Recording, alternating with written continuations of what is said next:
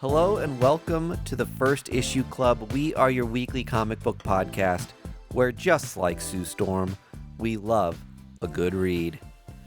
First Issue Club as in number one issues of comics, the keystone, the linchpin of where great new stories start, tales are spun, and fantasies begun. Oh, my God, Mike. It took me a sec, but I got to something catchy. You got it. For an off-the-cuff rhyme, That's pretty good. Well, cheers to that great intro as we clink our Space Camper Cosmic IPA and varietals in their own respect. I'm drinking Space Camper Classic Vargas. I've got Project Cynthia Tropical White IPA. And I must say, I've never had Tropical White IPA before. Yeah. This is the best Space Camper. Not that the other Space Campers are bad. This is the best one. If you want an IPA that's like a gateway drug to more bitter IPAs, Yeah. this is a good one to ease yourself in with, is the Project Cynthia. That's certainly an easy drink. Yeah. It's got a real, like, I don't know if it's pineapple or guava, like a fruity nose to it, which helps the hops go down. Yeah. And it reminds me a lot of, what was that one that Adam had? Terror of the Deep. Mm-hmm. That one was fruity? Was that fruity? I don't remember because I've had too much. We've had 40 different types of Space Camper, Yeah. and they're all good. They really are. That's the ultimate lesson here. All of them are All good. of them are good. They're worth trying. Pick them up at your local beer shop. Yum, yum, give me some. You'll note we don't have Greg here cheersing a Space Camper with us. That's because he is out. You know what? You guys razzed me for going to a live podcast when I should have been recording my own damn podcast. Mm-hmm. Well, guess what? Greg is off. He drove 4 hours. Who's the loon now? True. This guy drove 4 hours to St. Louis, Missouri. Boo! We're like St. Boois. Get your toasted raviolis out of here. We don't need your T-Ravs. T-Ravs. Do people really say that in St. Louis? Oh, yeah. Ugh. I'm from St. Louis. I hate For that anyone abbreviation. Yeah. Got some toasted ravs. St. Louis is one of those in Kansas City, we perceive St. Louis as our enemy. In St. Louis, they don't think about us in Kansas City. That is... You don't know how true that is, Mikey. Yeah. That is so true. They're like, we're much more like... They're much more Chicago-minded. Yeah. In that, like, they're a little bit more mature in their big cityness, and they're not having a competition with us. We're having a competition with them. Especially now that we don't have the Rams. Yeah. And, like, baseball season rolls around, and it's like, oh, yeah, those guys are in our state. Yep. Time to destroy them. Uh-huh. So, Greg in St. Louis, sleeping with the enemy, going to see Comedy Bang Bang, the podcast, live, which I'm very jealous of. Huge Comedy Bang Bang fan. So have a great time, Greg. I don't know. I think our podcast is both funnier and has a bigger audience. And you know what? I'll listen to the Comedy Bang Bang podcast recording tomorrow. Yeah. I won't have driven at all. Oh, we should have texted Greg to say, yell really loud our names during the recording. Listen to First Issue Club. Yeah. So then it would be on their recording, because they're not going to edit that out. Yeah, it'd be too hard. It'd be too hard. Just yell it until you get kicked out. Yeah, exactly. Free press. All right. Let's talk comic books. Okay. One of the things that I saw... Oh, first of all, let me say this is a segment we call The News. One of the things... All the great podcasts have segments. Uh-huh. And of all the great segments, I think this one is one of the more ingenious ones. And it's the one where we cover the news. Yeah. Yep. Yes, and. We spent a long time in the shop throwing ideas at a wall and finally landed on those 4 magical letters and haven't looked back since. News. Okay. Of the comic book variety. And so get your ears ready for the pleasures they're about to experience.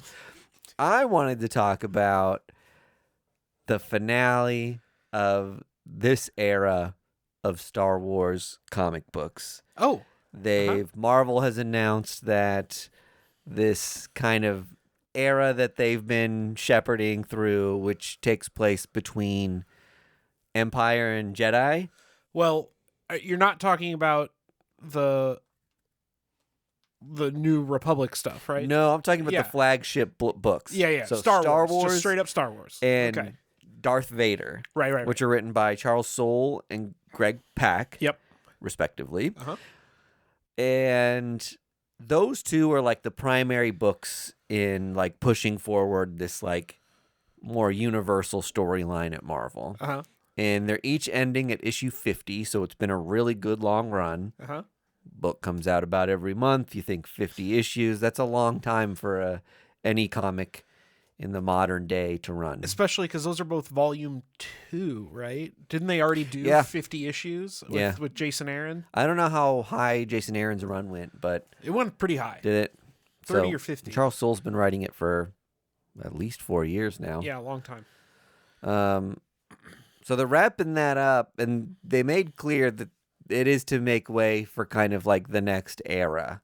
I don't know if they haven't announced anything on who's going to be writing what moving forward or when the stories are going to take place moving forward, but we at least know that more Star Wars books are coming, and there's going to be like another initiative, just as this was an initiative to fill in some gaps with some new canon. Okay. So that's exciting for Star Wars fans and gives a lot of people a new jumping on point if 50 issues, if you found yourself like lost somewhere in the middle of that. Totally.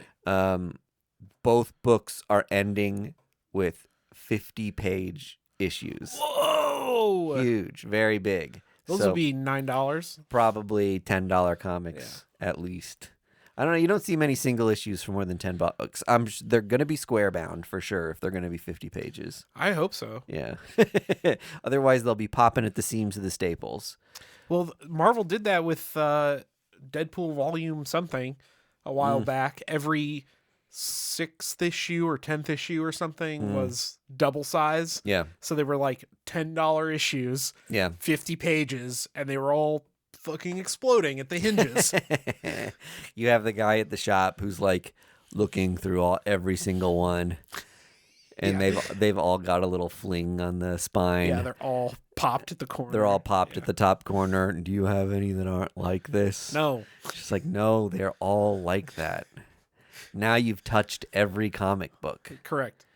With your greasy neckbeard fingers. It's the greasiest guy who wants to pick out the cleanest looking book, and it's like as soon as you touch it, it's like the worst book on the stack, man. So just stop touching all the damn copies. Yeah.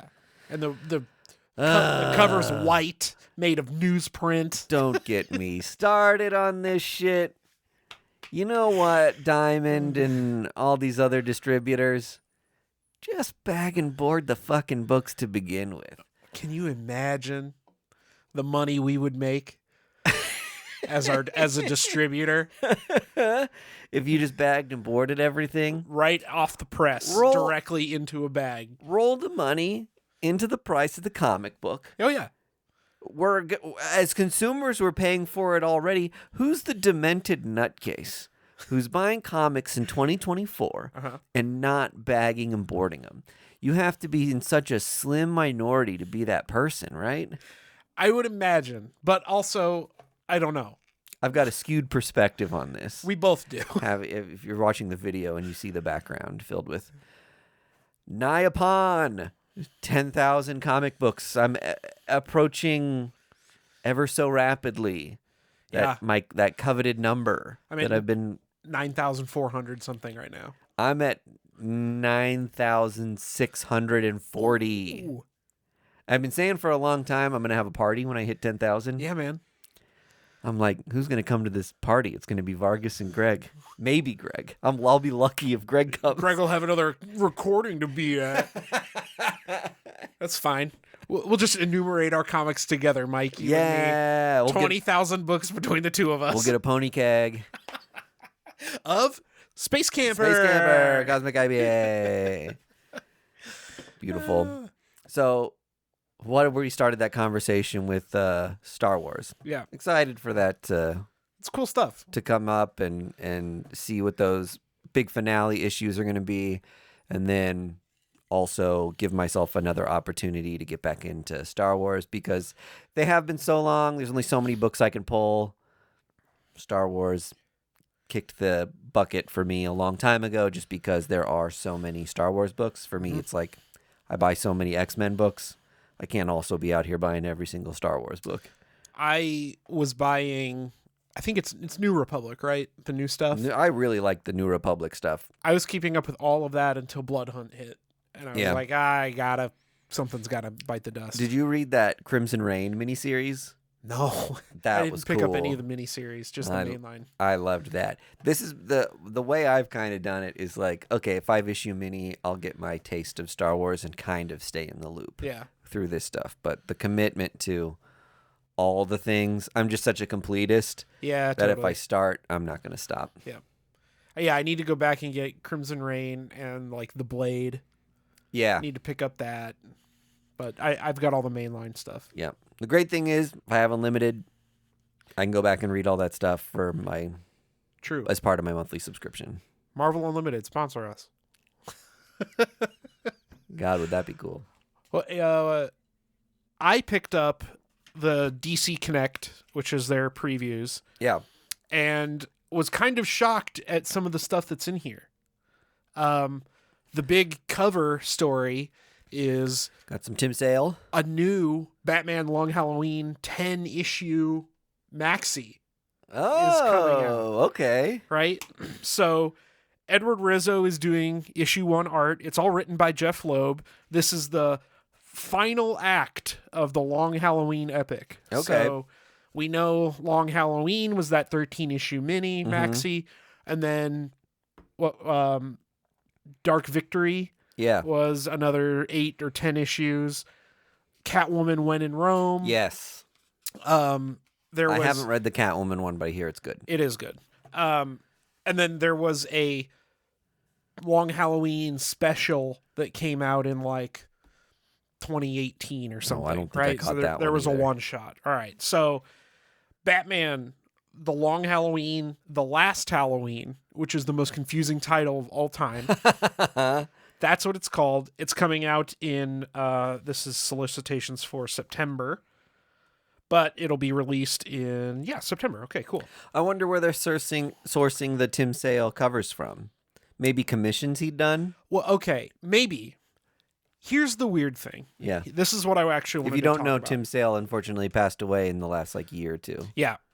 Legendary artist. Yeah.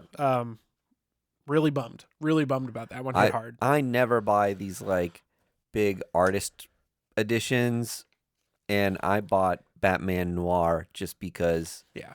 For the Long Halloween, just because I love Loeb so much. And if we're talking about Tim Sale, Tim Sale. Yeah. That's what I meant to say when I was because I love blank so much.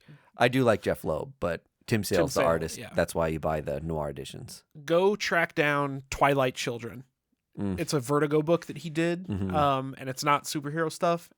It's phenomenal. Anyway, all right. So the thing I actually wanted to talk about here is there's a 0 issue coming out of Batman, The Long Halloween, The Last Halloween. Jeff Loeb, Tim Sale. It's a 0 issue. It says it's reprinting the prequel that had already come out. I looked everywhere. This has not come out. So either this what they're calling a reprint is a reprint of like the one shot that came out in 2018. Oh, maybe. But that had its own name. Uh-huh. Or it's like the last issue of Dark Victory, or like maybe a recap thing. Yeah. But the reason I'm interested in this and the reason I care at all is this is supposed to be the last team up between Loeb and Sale in this Zero issue that they're calling a reprint that I can't find the original printing of. So if anybody out there knows what's the deal, the deal is with this Zero issue in the new DC Connect, please, for the love of God, let me know, because this is driving me insane. But beyond that, I'm definitely going to be picking up Batman, The Long Halloween, The Last Halloween. What a title. What a title. Because we needed to fit more words on our covers. Yeah. This might be interesting to folks out there. Nicola Scott is getting the DC artist spotlight in September, and they're doing her Through the Ages variants. If you can kind of see those, she's famously done. I don't know what you'd even call these lineups of costumes of different DC heroes on single covers. So the famous one is the Nightwing one because he's got his big ass donk sticking out there. He got that dump truck front and center. I don't know if I've seen that. You haven't seen that? No. Yeah, dude, right there. Oh, that's funny. Got that dump truck. Showing it off. Pow, pow. But I think the highlight is Green Lantern. I really love that one. Yeah. But they're doing it on Batman, Superman, Wonder Woman, Green Lantern, Nightwing, Flash, Catwoman, Black Canary, Action Comics, Harley Quinn, and then the 4th issue of that Zatanna Black Label book. Oh, cool. She's getting one as well. This is like DC's version of the Dodderman costumes through the eras covers. Yep, yeah, that's exactly right. Yep. So I thought that was very cool. I talked a little bit about this on the Patreon. Batman Day is in September, and they're doing a bunch of reprints. Really good ones this year. Okay, cool. Again, talked about this on the Patreon, but they're reprinting the Batman Elmer Fudd special by Tom King. Yeah. They're also printing a noir edition of Batman Elmer Fudd. And Lee Weeks did the art on that. Oh, Don't forget. I was just about to ask. Okay, great. That's awesome. Yeah. So those are certainly worth seeking out. If you haven't read it, it's actually really good. It was part of the Hanna-Barbera crossover that DC did with all these characters, but Tom King wrote it, Lee Weeks did the art. It's incredible. Batman Long Halloween 1 Batman Day edition is getting reprinted, so it's just the first issue of Long Halloween #1. That is also getting a New collected edition. Oh yeah, the deluxe edition, Long Halloween. Okay. So for $50 you can get that. Detective 27 facsimile edition. They do that pretty much every year. Batman One Bad Day, The Riddler is getting reprinted with Tom King, art by Mitch Gerards. Jim Lee is doing this cover because I think it's a hardcover. It's single issue hardcover. It's listed as $17.99. So if you want that variant cover to go in your One Bad Day slipcase, I'm guessing that this will. You could replace that one. Yeah. With a cool Batman Day cover. Those are magazine sized. Are they? Aren't they? I think all the One Bad Day books were magazine. They were certainly square bound. Oh, maybe they were just square bound and not magazine sized. The hardcover ones might be oversized. The ones that go in that slipcase. Yeah, I take it back. I think they're just square bound. I could be wrong though. I've been wrong before. And then there's a Batman Wayne Family Adventures, which kind of looks like an all ages family thing. And then Joker the World, which is excerpts from that OGN that they put out, where different creative teams from across the world, from different countries, write Joker stories that relate to their country of origin. Yeah. They did the same thing with Batman a while back. So Batman Day is like pretty ballin' this year. Nice. They're swinging for the fences. Look at those covers. The Long Halloween one is definitely the cool cover to have. Yeah. That like art, like black and white inks with the big pumpkin. Yep. And That's then rad. that's the noir cover for Batman Elmer Fudd. Rad. Anyway, so that stuff is super cool. And I think I had one more thing in here. Yep. I know that this was discussed in our Discord. Join the Discord if you haven't. Plastic Man is getting a Black Label miniseries. Yeah. It's a body horror story, which is like so genius that nobody's done this yet. Christopher Cantwell and Alex Linz. Love Cantwell. Love Cantwell. I don't know much about Alex Linz. They are apparently Eisner nominated Okay, as a duo? as a duo for something, I'm sure. I'm not going to read through it because that's boring radio, but DC might not mention it if it's not a DC book. that's true. That's very true. But Plastic Man getting a body horror story is like right up my alley, Yeah. specifically. So look forward to that. I will definitely be talking about that on the show coming up. So a packed DC September in the DC Connect. I love it. Can I talk about one more thing pertaining to Boulevard? Please be my guest. We had the pleasure of joining our friends at Boulevard at a local festival. Yeah, in that was Kansas very City cool. called Boulevardia this past weekend. So we'll do a little music corner here. Totally. Did a silent disco, hung out with some other sponsors and a handful of local celebrities, and some of the athletes from around town showed up in this like little tent that was private to special people, which we got to be for the weekend. We actively chose not to bother Jason Aaron. Yeah, that's right. You're welcome, sir. Yeah. We let you enjoy your fine weekend that we easily could have ruined, believe me. Trust me, I had a hard time not kicking my pregnant wife out of her chair and giving it to the guy who wrote War of the Realms. Okay. But we went to a silent disco, Yeah. which I'd never done before, and that was a blast. I recommend it, at least giving it a try if you can ever have the opportunity. And then saw musical acts like Big Frida. Did you go to Big Frida? I did not. We had to leave. Okay. And then Thundercat was the headliner that night, and that was wild. Our buddy Adam, who's been on the podcast before, announced Thundercat and welcomed them out on stage, and that was really fun to see our friend up there. And then we were treated to, it's like an hour of like funky bass solos and like improv jazz wildness. It's very impressive. Yeah, that's awesome. To see what those guys do on stage. So if you're like, I think it's more of, if you're like a psychedelic jazz fan that can appreciate like the wildest time signatures and all that stuff, like Thundercat live has to be on your list.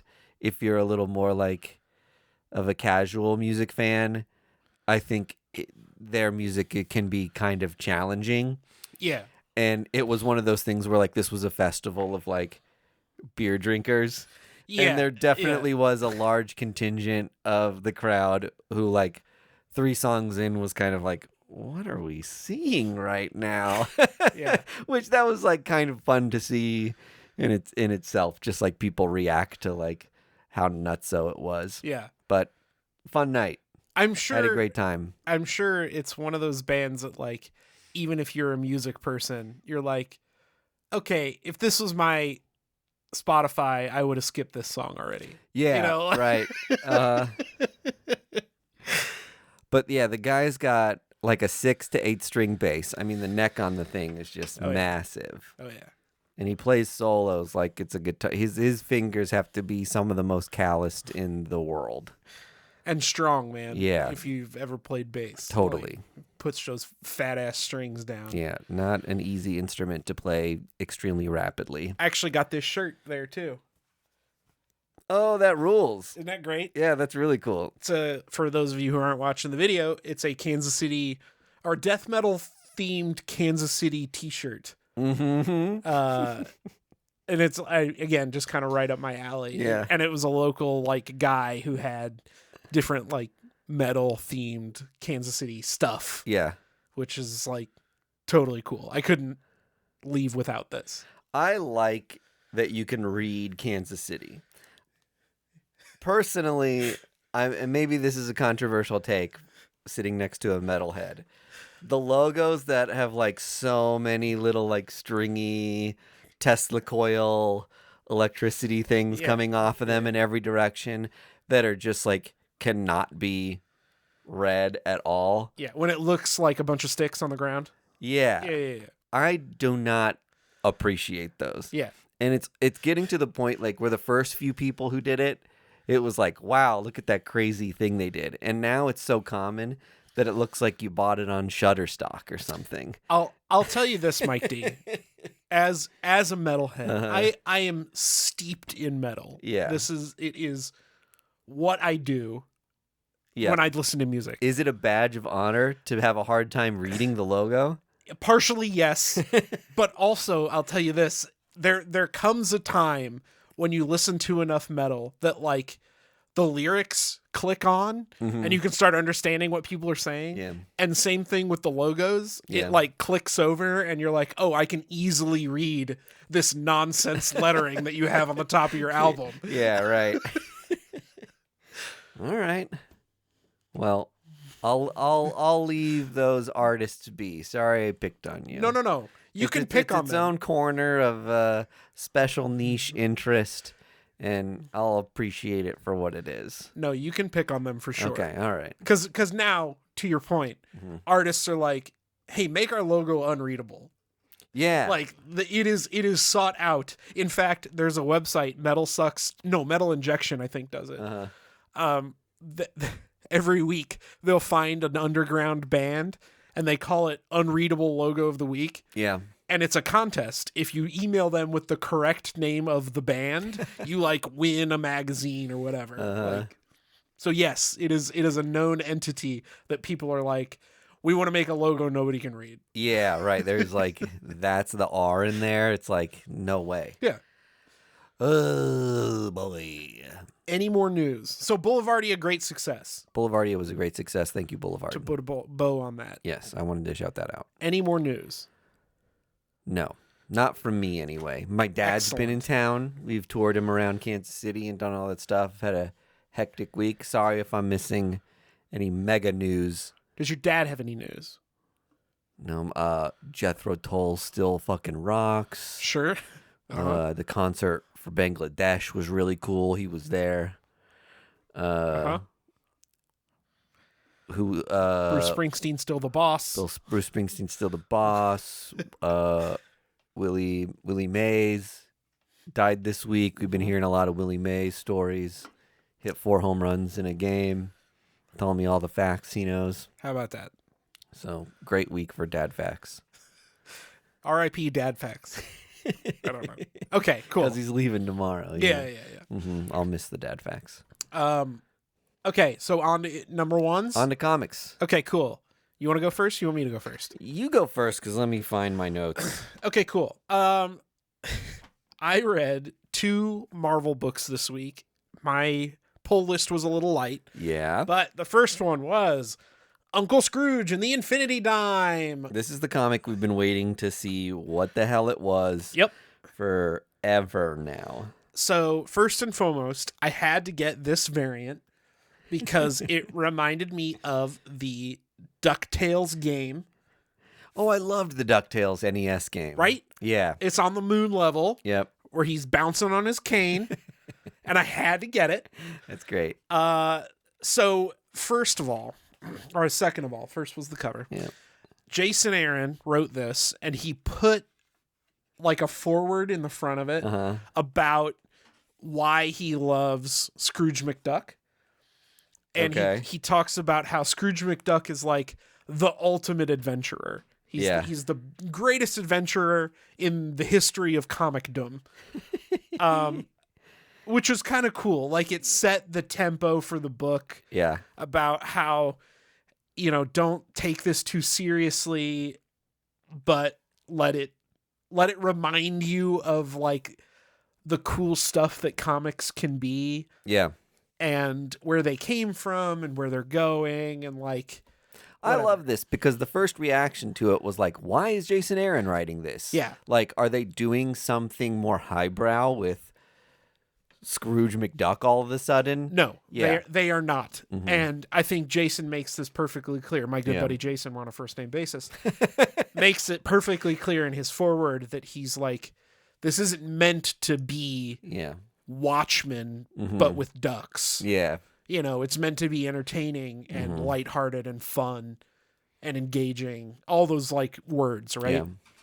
So the main story that Jason wrote is actually a what if story Mm-hmm. of the original story that's actually printed in the back, Oh, cool. where Donald Duck takes his sons, I guess. Huey, Dewey, and Louie are Donald Duck's sons. There's nephews. No, they're Scrooge McDuck's nephews. Oh, this is. Oh, yeah. Sorry, you Right? said Donald. Yeah, Duck. Donald is taking his sons to Scrooge to visit for Christmas. Who are Huey, Dewey, and Louie's mom? Daphne Duck. Daphne Duck. Okay. I don't know. Actually. Married couple. If or not, or divorced. put a ring on it, Donald. I mean, truly, she got it going on, that bow. Yeah. Woo. Ow. What a waddle. What a waddle.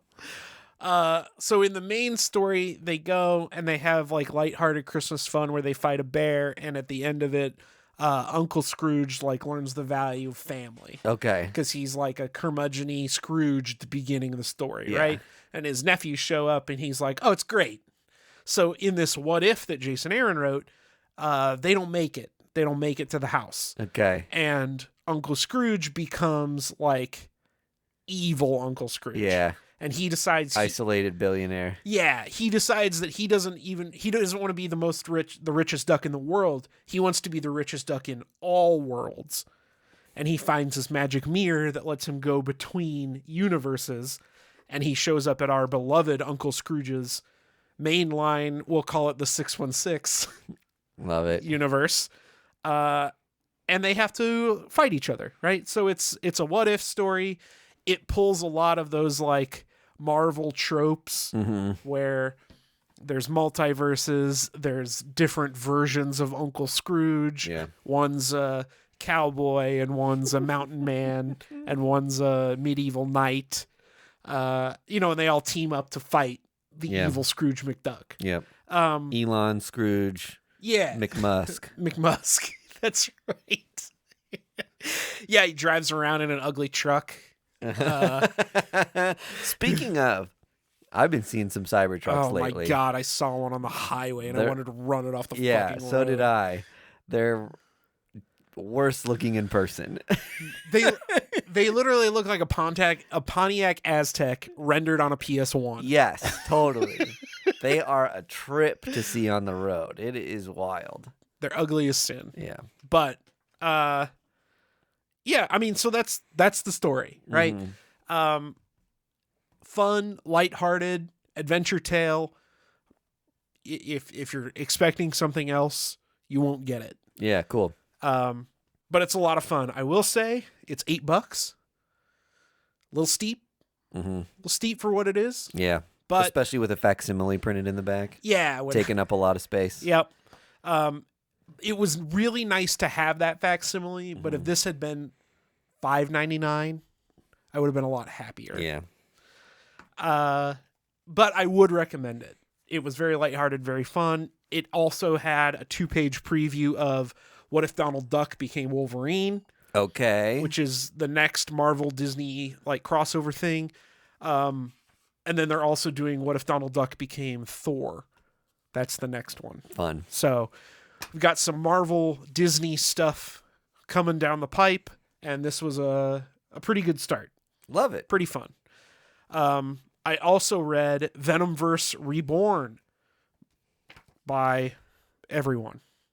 Yeah. This long is- list of names. This is actually an anthology book. Mm-hmm. I was expecting a more straightforward story, but this is an anthology book where Eddie Brock, it's that, do you remember that Venom the End story where Eddie Brock was like the last Marvel hero, like 30,000 years in the future. So it's that Venom asking you, the reader, to ask him questions. Okay. And he's got this monkey paw thing. That's the framing story. So the framing story happens. We actually get the first comic book appearance of the PS5 Spider-Man 2 Venom. Yeah. Shows up, and he's got a That's story funny. where he talks to the King in Black. Yeah. Gets transported to 616, talks to him. There's a cool horror story called Host, where Venom is less a symbiote and more a parasite, a la The Thing, where he takes over somebody's body and like kind of rejects them. And the premise of that is like, what if Venom never found Eddie Brock? Because the reason that Venom is with Eddie Brock is that he is able to like assimilate with each other. Right? Yeah, right. So like he finds Captain America first and like kills Captain America, finds Thor and kills Thor. So it's kind of a quick murder mystery that way. Yeah. And you get all this like crazy body horror stuff. Like that's Iron Man's empty suit after Iron Man has like sloughed out of it. Wow, wild. Yeah. So cool stuff there. Gosh, it's funny that Blood Hunt needed to be bagged, and this book's just sitting on the shelf. I know, like right? Heinous. There's like intestines and guts everywhere. It's pretty wild. And I think it only passes because it's like literally red goo on the floor. Yeah. But yeah, to your point, this is 100% true. Yeah. This does not have a warning on it. Yeah, so that's a fun anthology story. If you're looking for like the next big Venom, it's going to be in here. Like the next minor key, okay. you know, with like Kid Venom is, I'm sure, going to show up in one of these issues. Yep. But, you know, the PS5 Spider-Man 2 Venom is in here. Yep. I'm sure they're going to show up, you know, a T-Rex Venom or some other weird alternate Venom. So yeah, cool. It's fun stuff. Al Ewing wrote it. Love it. The framing narrative. So I'm also guessing that this is going to tie into Venom War at some point. That would totally make sense. So that's what I read. Fun. I read. Let me first say a little something. Okay. I know, as comic book fans, we've got a complicated relationship with Comixology as a platform. Yes.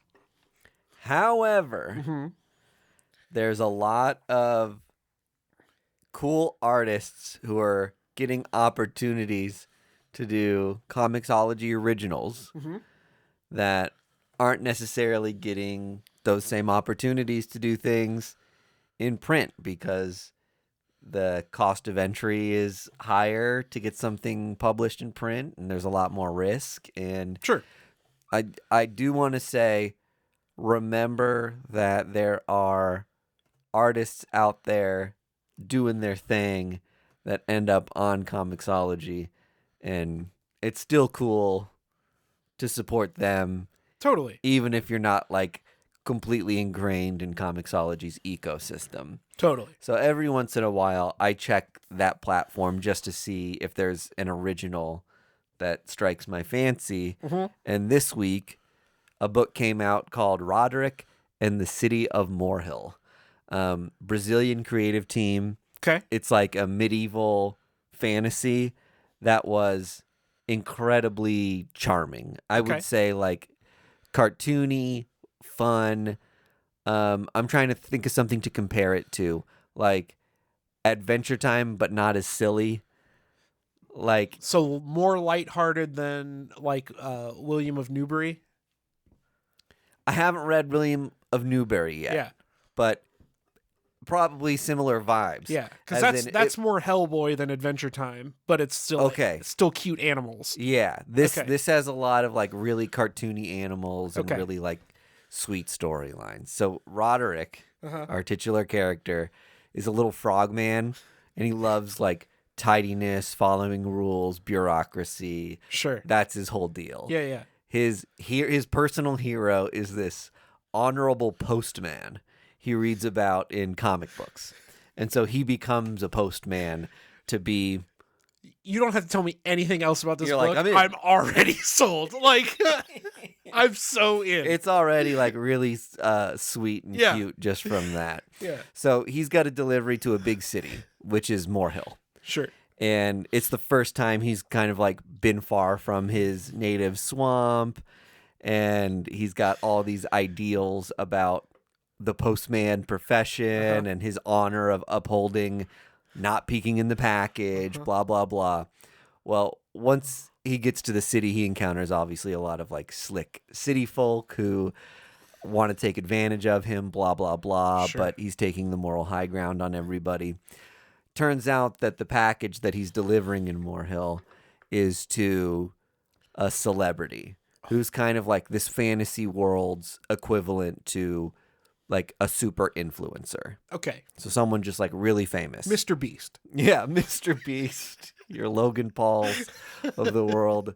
I think specifically they frame this person as like some sort of whimsical character who brought makeup to the world. Oh, okay. And did you know, makeup tutorials and taught everybody like how to use makeup, maybe like invented makeup is I think what they're posing. Okay. And so now everybody in this like town has like rosy cheeks and it's just like a fun, cute thing they're playing with.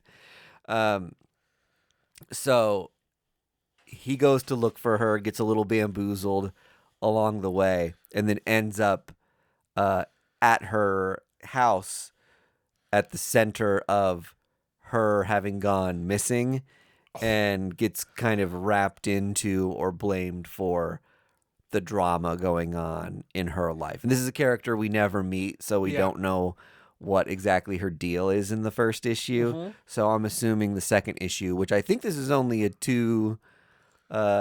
two-part series. Okay, cost of entry's low. Yeah, we're probably going to be introduced to her, and her and Roderick will try to work their way out of the bad business they've gotten themselves into.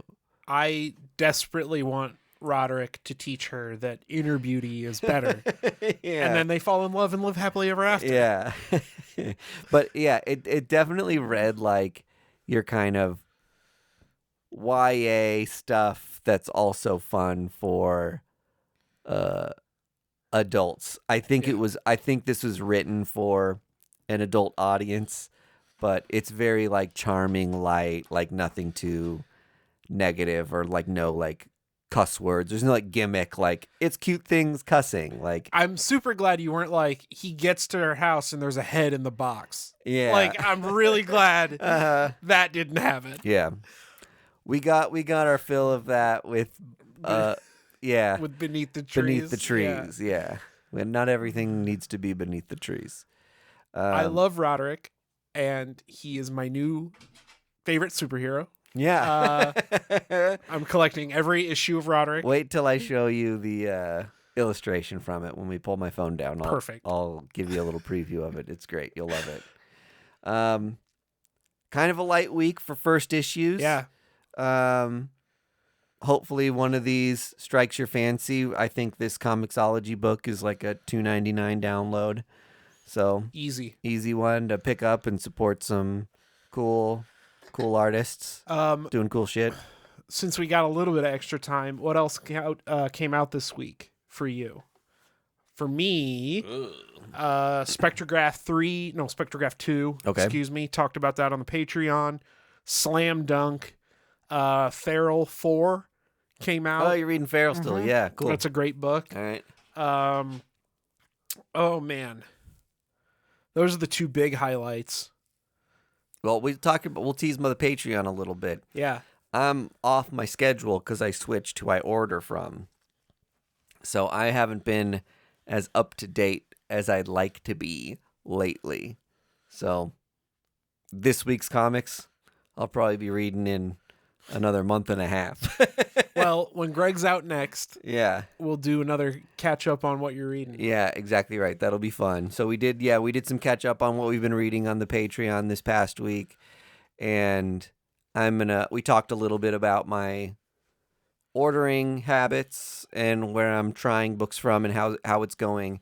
And I also did a little bit of an unboxing where I compared doing pre-orders through Midtown Comics to doing pre-orders through Unknown Comics. So you'll get a little insight into the condition of the comics, the cost of the comics, the shipping safety, the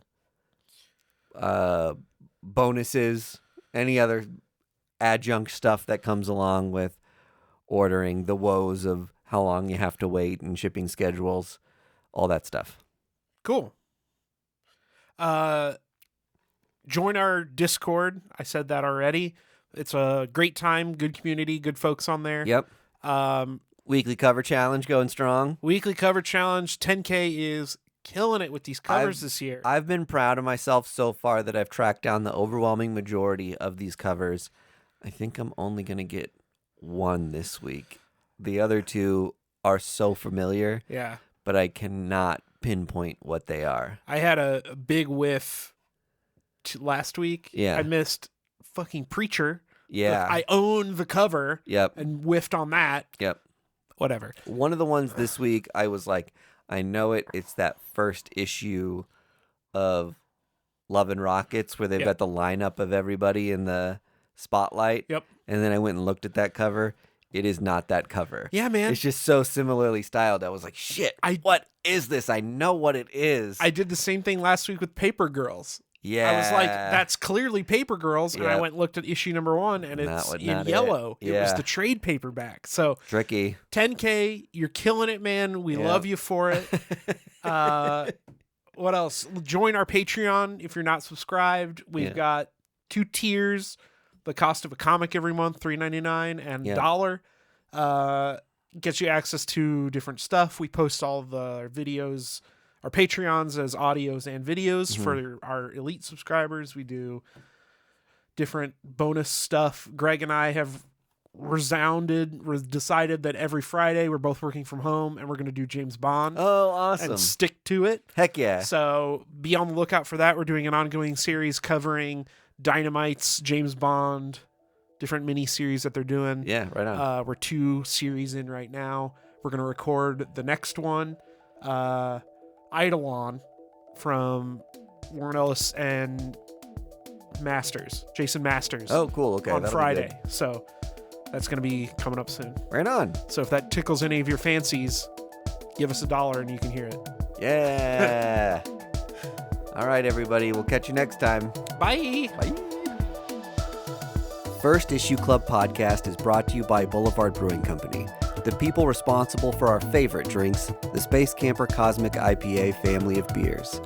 Our show is edited and produced by our hosts Mike DeStacy, Greg Lichtag, and Andy Vargas.